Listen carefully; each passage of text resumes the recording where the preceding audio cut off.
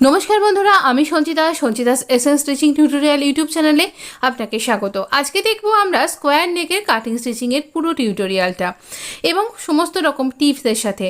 তো দেখুন মিডিয়াম সাইজের জন্য কুর্তি আমি কাট করে নিয়েছি আর এখানে আমি লাইনিং কুর্তি তৈরি করছি। তার জন্য লাইনিংটাকেও এরই মাপ করে কাট করে নিয়েছি। দুটো লাইনিং এবং কুর্তি দুটোরই ফোল্ডেড সাইডটা আমি একদিকে রেখে ফোল্ডেড সাইড থেকে মার্ক করব। আপনার নেকের যা আপনি উইথ নেন তার থেকে হাফ ইঞ্চি নিন কম। তো আমি নিই 3 ইঞ্চি, তাই 2.5 ইঞ্চি নিলাম। এরপরে এখানে নেকটার লেন্থটা নেব। এখানে এটা আমার ব্যাক নেক, তাই জন্য আমি 3 ইঞ্চি এর লেন্থটা নিলাম। যদি এটা ফ্রন্ট নেক হয়, যদিও ফ্রন্ট নেকের ভিডিও আসছে আগামী এপিসোডে, তাহলে আরও একটু বড় নিতে হবে। তো এই রকমভাবে এটাকে এখানে একটা স্কোয়ার তৈরি করে নিলাম।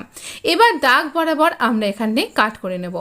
একদম যেমন দাগ দিয়েছি ঠিক সেরকম দাগ বরাবরই কাট করব। কোনাটাকে একদম সুন্দরভাবে খুব শার্পলি কিন্তু কাট করতে হবে, যেন ওখানটা গোল না হয়ে যায়, তাহলে স্কোয়ার নেক তো হবে না। তো এইভাবে আমরা কাট করে নিয়েছি। এই অংশটা ফেলে দেবেন না, কাজে লাগবে কিন্তু। এই দেখুন স্কোয়ারটা তৈরি হয়ে গেছে। এবার লাইনিংয়ের ফ্যাব্রিক আর এই ফ্যাব্রিকটা আমাদের কুর্তির ফ্যাব্রিক মুখোমুখি সোজা দিকগুলোকে আমি একসাথে রাখলাম। রেখে 3 দিকে 3টে পিন আটকে নিচ্ছি, যাতে এটা সরে নড়ে না যায়। পিন আটকানোর সময় খেয়াল রাখবেন যেন আপনার এই কোনাগুলোর সাথে সুন্দর মিলে যায়। এবার এই হাফ ইঞ্চি বা মেশিনের পায়ের 1 ফুট এরকম একটা দূরত্ব রেখে আমরা একদম আমাদের কুর্তির কালারের সুতো ম্যাচিং করে এখানে স্টিচ করব। তো এইভাবে স্টিচ করছি। পুরো দেখুন একদম কোনার থেকে হাফ ইঞ্চি নিচের দিকে নেমে এলাম, ছুঁচটাকে লক করলাম, গার্মেন্টটাকে ঘুরিয়ে নিলাম, নিয়ে আবারও এভাবে স্টিচ করব। ঠিক এখানে কোনার হাফ ইঞ্চিটা যেন সমস্ত দিকে এক সমান বরাবর হয়, তবেই আপনার নেকটা দেখতে বেশি সুন্দর হবে, মাপটা ঠিকঠাক হবে। আবারও এরকম রেখে ছুঁচটাকে লক করলাম, করে হাফ ইঞ্চি বেশি বাড়িয়ে রেখেছিলাম। এবার এখানে স্টিচ করে দিচ্ছি। একদম এন্ড পর্যন্ত স্টিচ করা হয়ে গেল। এবার একটা খুব দরকারি ব্যাপার, এই যে দেখুন এখানে পিনগুলোকে আমরা আগে খুলে নিচ্ছি। খুলে নেবার পরে এইখানে দুটো কর্নার পেয়েছি আমরা। এখানে প্রথম যে কর্নারটা দেখুন, এই কর্নারটা এখানে একটা দাগ দিলাম, আপনার যাতে বুঝতে সুবিধা হয় আমি দাগ দিলাম। এখানে কোনাটাতে কাট করলাম দেখুন এই রকমভাবে। তো এরকম আমরা একদম সেলাইটা কাট হবে না, তাহলেও কিন্তু সুন্দর কোনাটা কাট হয়ে যাবে। আজকে আমি একটা খুব সহজ উপায়ে এইভাবে স্কোয়ার নেকের কাটিংটা দেখাচ্ছি এবং স্টিচিংটাও দেখাচ্ছি। দেখুন আরেকটা কোনাতেও ঠিক একই রকমভাবে কাট করব। তবে স্কোয়ার নেকের আরও অনেক রকমের ডিজাইন হয়, তো সেগুলো নিয়ে আগামী এপিসোডগুলোতে আপনার সাথে পরপর আসবো।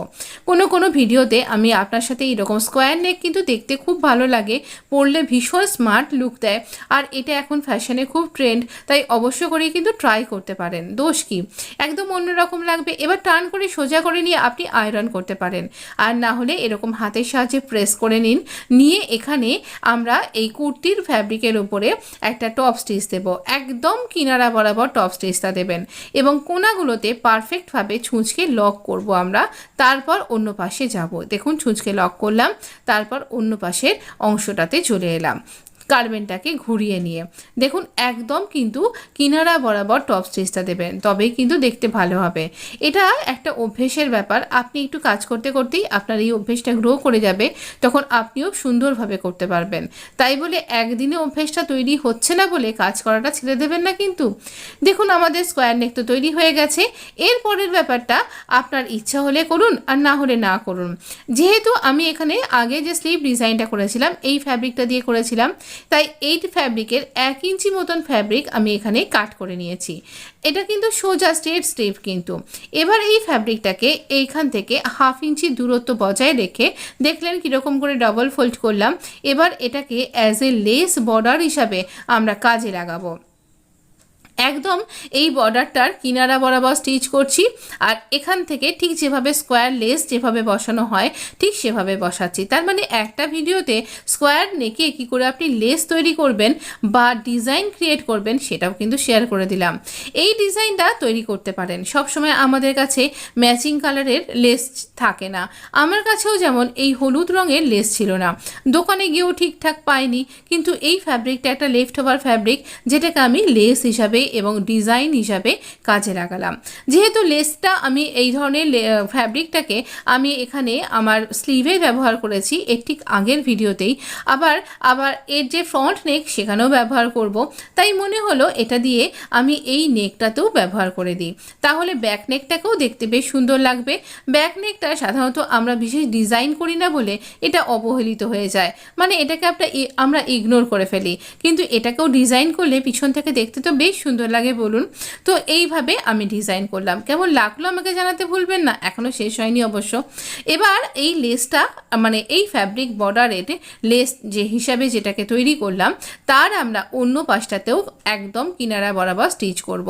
আর কোনাগুলো যেন একদম পারফেক্ট হয়, সব জায়গার সমান দূরত্ব যেন থাকে সেটা খেয়াল রাখতে হবে। দেখুন আমার কিন্তু আছে, এইরকমভাবে আপনিও করবেন। তবে আপনি বিগিনার্স হলে একটা টিপস আপনার জন্য, এইরকম ভাঁজ করে আগে থেকে একটু আয়রন করে নিন, বা আপনি ফলস একটা সেলাই দিয়ে পরে সেটা খুলে দিতে পারেন। দেখুন কেমন সুন্দর দেখতে হয়েছে না। আমি এরপরে আসছি পুরো কুর্তিটার ভিডিওটা নিয়ে। তাহলে এখনও যদি সাবস্ক্রাইব করে না থাকেন আমার চ্যানেলটা, আর আমার এই চ্যানেলটা যদি আপনার কাছে খুব দরকারি মনে হয়, আমি উল্টো দিকটাও দেখাচ্ছি, তাহলে চ্যানেলটাকে সাবস্ক্রাইব করে নোটিফিকেশানটা কিন্তু অন করে দিতে ভুলবেন না। যখনই ভিডিও দেব আপনার কাছে নোটিফিকেশান পৌঁছে যাবে। আপনি খুব ভালো থাকবেন, সুস্থ থাকবেন, ধন্যবাদ।